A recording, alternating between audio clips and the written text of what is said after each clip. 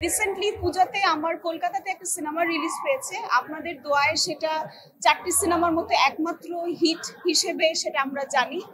সেটার নাম হচ্ছে যত কাণ্ড কলকাতাতেই। সেটার ডিরেক্টর হচ্ছে অনিক দত্ত। সেখানে আমি কেন্দ্রীয় চরিত্রে অভিনয় করেছি এবং সেই সাথে আমার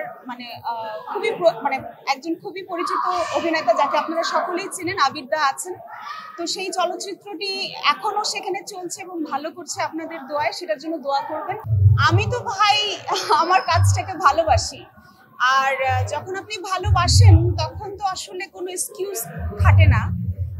আমি আগেই বলেছিলাম যে এই কাজটি আমি শিল্প সংস্কৃতিতে জাস্ট এরকম নয় যে আমার হঠাৎ করে মনে হলো আমি একজন অভিনেত্রী হব অথবা নায়িকা হব বলে চলে এসেছি। আমি অনেক সময় পার হয়ে আস্তে আস্তে আমার ফ্যামিলিকে বোঝাতে এখনো আমার ফ্যামিলিকে বোঝাতে হয়। সো আজকে যে আমি এইখানে এসে বসেছি এটার মূল্যায়নটা আমি জানি। আমার হয়তোবা সেদিন আপনি দেখেছেন 104 ডিগ্রি, এরকম অনেক দিন গেছে, অনেক মাস গেছে। আমি চেষ্টা করেছি যাতে কোনোভাবে কোনো এক্সকিউজ না দিয়ে শুটিং সেটে ঝামেলা সৃষ্টি করা, অথবা আমার কথা হচ্ছে আমার কাজটা যাতে ভালো মতো হয়। আর আমি খুব ভালো মতো জানি যে একটা সেটে শুধুমাত্র একজন অভিনয় শিল্পী কাজ করে না, সেখানে আমাদেরকে দেখানোর জন্য আমার মনে হয় 120 থেকে 150 মানুষ কাজ করে শুধুমাত্র একটি নাটকে। সিনেমাতে তো আরো বেশি, থিয়েটারে আরো বেশি। তো সকলের যে কাজটা ফেসে যাবে এবং একটি দিন নষ্ট হবে, সেটা অন্তত আমি চেষ্টা করি যাতে সেটা না হয়। তবুও মাঝে মধ্যে যে একেবারেই পারি না তখন ক্ষমা চেয়ে নেই। সো এটার জন্য thank you to the directors এবং আমার কলা কুশলী যারা আছেন এবং আপনাদেরকেও যে এটা আপনারা মূল্যায়ন করছেন। প্রথম কথা হচ্ছে যে আমি যে শুটিং সেটের কথা আপনি বলছেন সেই সেটে আমি যথেষ্ট সহযোগিতা পেয়েছি এবং এটাই আমি বলতে চাই যে এটা আসলে দ্বিপাক্ষিক বিষয়। আপনি যদি ডেডিকেটলি কাজ করেন এবং আপনি যদি আপনার অভিনেত্রীকে অথবা শিল্পীকে মূল্যায়ন করেন, একজন শিল্পী আসলে আদরেরই কাঙ্গাল হয়, সম্মানটাই সে চায়।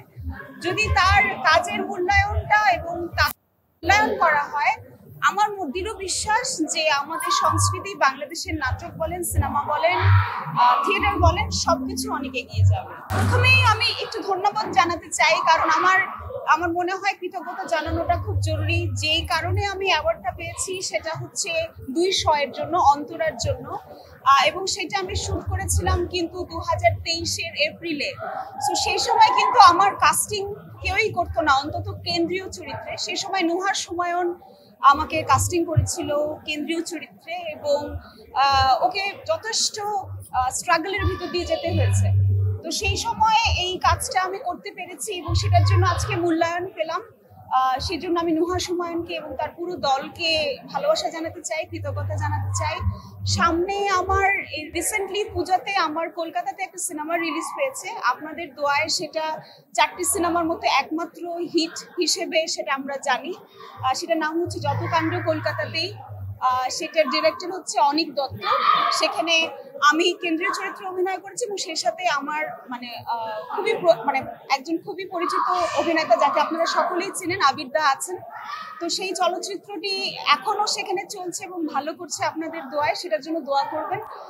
আর আমি রিসেন্টলি আরেকটি কাজ করেছি যেটার কথা এখনই বলতে চাই না, আর বেশ কিছু শর্ট ফিল্মের কথা চলছে এবং ফুল লেন্থেরও কথা চলছে এবং থিয়েটারের কাজ অহরহ করছি। সামনে 17 তারিখ থেকে 21 তারিখ পর্যন্ত সিদ্ধার্থ চরিত্রটা আমি করব। আপনাদের সকলকে নিমন্ত্রণ জানাতে চাই, শিল্পকলায় চলে আসবেন, আনন্দ নিয়ে দেখে যাবেন। এবং আমরা দৃঢ়ভাবে বিশ্বাস করি যে সিদ্ধার্থ যদি আপনারা দেখেন, আপনারা বুঝতে পারবেন যে বাংলাদেশের থিয়েটার কত এগিয়ে গিয়েছে।